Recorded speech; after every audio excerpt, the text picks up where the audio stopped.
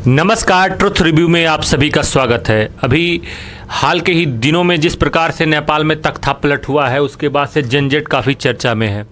अब बहुत से लोग ये जानने की कोशिश कर रहे हैं कि आखिर जेनजेड है क्या। अनिल सर, जेनजेड के बारे में लोगों को एक अंदर से आवाज़ आ रही है कि आखिर जेनजेड क्या है। जेनजेड ने पूरे नेपाल का तख्ता पलट कर दिया। तो आप सभी अपने श्रोताओं को मैं बताना चाहता हूँ, जेनजेड अगर कहा जाए तो हमारे भारतीय लैंग्वेज में, देसी भाषा में कहा जाए तो छपरी हैं या टिकटॉकर हैं। और अगर टेक्निकल टर्म में बोला जाए तो जेनजेड वो होते हैं जो डिजिटल युग में पैदा हुए हैं और सोशल मीडिया पे बहुत ज़्यादा एक्टिव रहते हैं बेरोजगारी की वजह से। किसी भी तथ्य को लेके बहुत ही आलोचनात्मक दृष्टि अपना रखते हैं।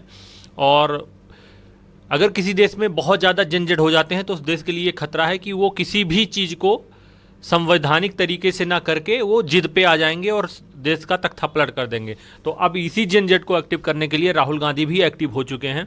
राहुल गांधी साम दाम दंड भेद सब कुछ आजमा लिए, लेकिन इलेक्शन नहीं जीत पाए। कभी चौकीदार चोर है का नारा दिया, तो कभी नरेंद्र मोदी खूनी है का नारा दिया। ऐसे तमाम प्रकार के नाराओं से जब उनका नहीं बात बनता नजर आया, तो उन्होंने फाइनली एक नया स्कीम जो अभी हाल में ही नेपाल में लगा है उस पर आ चुके हैं और जेनजेड को भारत में एक्टिव करने की कोशिश कर रहे हैं। तो जेनजेड से भारत को कितना खतरा है, अगर आप संदीप जी कुछ इस पर विचार देना चाहें। इसे कोई खतरा नहीं है, बल्कि राहुल गांधी को खुद से खतरा है। खुद को उनको खतरा है जेनजेड से, क्योंकि भारत के जो युवा हैं, पढ़े लिखे हैं, जो डिजिटल युग में पले बड़े हैं, उनको जागरूक हैं, वो मोदी जी और भारत सरकार के साथ में है।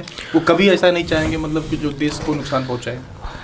तो ये संदीप जी का साफ कहना है कि देश को खतरा नहीं है, बल्कि राहुल गांधी जी को खुद खतरा है। जब तक जेनजेड, भारत के जेनजेड रहेंगे एक्टिव, तब तक भारत सुरक्षित है। अनिल सर, अगर आप इस पे कुछ अपना राय देना चाहें तो। जेनजेड से भारत देश को कोई खतरा नहीं है, क्योंकि मोदी जी, योगी जी के साथ हमारी सेना और देश की जनता 100% सपोर्ट में है। तो यहाँ जेनजेड सी लागू नहीं हो सकता है।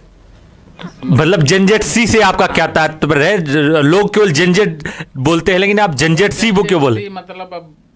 आपने दो कैटेगराइज कर दिया, एक जेनजेड एक जेनजेड सी। तो जेनजेड की संख्या यहाँ पे ज्यादा है और जेनजेड सी राहुल गांधी के चमचों की संख्या कम है। जो कुछ कांग्रेसी चमचे बोल सकते हैं, तो उनको जेनजेड सी के नाम से आप जेनजेड सी की कैटेगरी में है।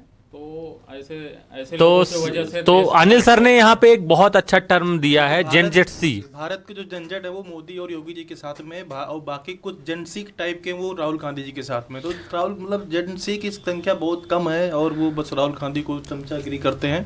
तो इसमें राहुल गांधी सपना देख रहे हैं कि हो सकता है इसे तख्ता पलट हो जाए, लेकिन ऐसा कोई संभावना दूर। राहुल गांधी का हर प्रयास विफल होने वाला है। भारत में जेनजेड का सपना भी राहुल गांधी का विफल होने वाला है, ऐसा ट्रुथ रिव्यू के सभी मौजूद जानकारों का कहना है कि राहुल गांधी का यह भी सपना ही रह जाएगा और भारत के जेनजेड उल्टा उन्हीं को और बुरे हालत में पहुंचा देंगे, क्योंकि भारत के जेनजेड बहुत ही समझदार हैं और वो भारतीय जनता पार्टी और मोदी जी के साथ में हैं।